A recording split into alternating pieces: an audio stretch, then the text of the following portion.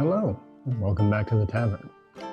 We left off, I was talking to my friend here, hi, about world building. So, let's jump in. I don't know, what is the first thing you think about when you start a world or a campaign? Yes, first things first, always, what do you do with the world? For me, I come up with an idea, just an idea, and then I build from there. As a prime example is my first world, and actually probably the one I'm most well known for when I'm working with my players, running my campaigns. The entire idea for the campaign actually started in D&D 3.5 with a book called The Tome of Magic, and inside of it was a chapter on something called vestiges, souls, entities, the departed, who were either so powerful, so good, so bad, or otherwise just did not fit to go back into the mortal coil and were erased and put in their own area. And then I took the idea and went one step further, and I thought about Vecna. And if you don't know Vecna, keeper of secrets, lich, powerful, ancient, and iconic in the D&D worlds. I took and I blended them together. And with that idea, I then worked backwards. I said, here's who my big bad guy is. How do we get there? And then I did the next step, and the next step, and the next step, until finally I had the campaign from end to the beginning. Now, you don't have to do it that way, but it's how I built that campaign. And it's turned out to be a very involved, fun, and there are many people with fond memories of that campaign. All right, so I'm wondering, how much do you plan ahead before you just let your players loose to do what they want to do? Planning ahead, now this is an interesting one. So it really depends on the group you're with. Are they new players? Are they old players? Is it a mix? How much do they know and how much do you trust them to be able to play the game and not make mistakes or derail it in a way that makes it unfun for other people? And by mistakes, I meant mistakes to make it unfun for other people. So as an example, the campaign I was just talking about, I have a prologue that I built into the campaign.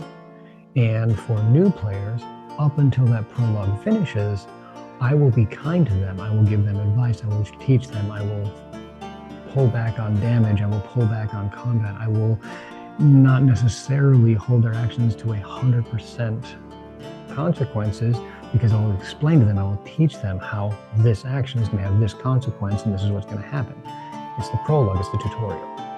Now, at the same time, I ran a campaign where it was all veteran players. And my most favorite story of all is one of the players, not in-game, but physically got up from the table, looked at the map that I had in front of them, oriented it so that he knew where true north was, put his hands over his eyes, spun in a circle, and then pointed forward. And he put his finger on the map to which their characters were standing on that map, pointed in the direction they were going, and that's the direction they walked. And that was the start of the campaign. That was complete free agency, because I knew these characters, these people, were able to play through with that. So they had free agency immediately, because I knew I could trust them. Now, I'd like to hear from you. When do you give your players free agency? Or do you have stories about when you did and when you chose not to?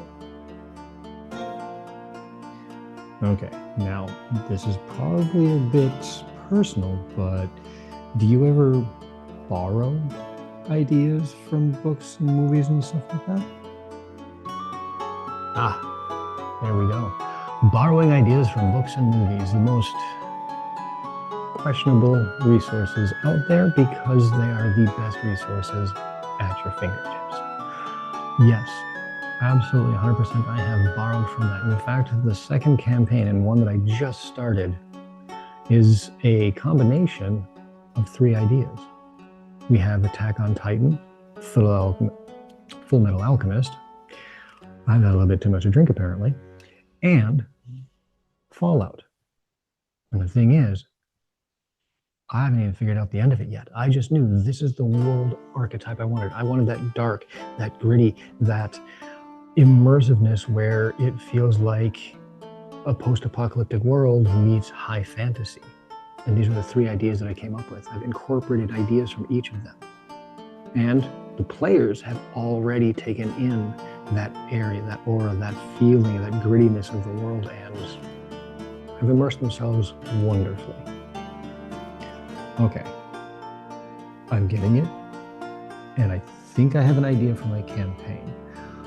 I might come back and ask you more questions, but I think I got it. All right. Yeah, that's good. I'm glad you've got the idea. So, I want to wrap this up with a couple of things. There are bad ideas. Let me know yourself. Have you ever run into a campaign where bad ideas were prevalent? And this reminds me of one gentleman, wonderful guy. But the campaign he ran was bland. It was flat. It was predictable. High fantasy, tropes everywhere. It was everything you'd expect if you were reading a book for the 50th time, up to the point that almost 70% of combat was just orcs. We could come into a town that had been ransacked and go 3, 2, 1, and the DM says, hey, look, you're getting attacked by orcs. It was that bland. Variety, story, uniqueness, making what's already in existence orcs and changing it enough that it's unique. Tolkien did it wonderfully with the Uruk-hai.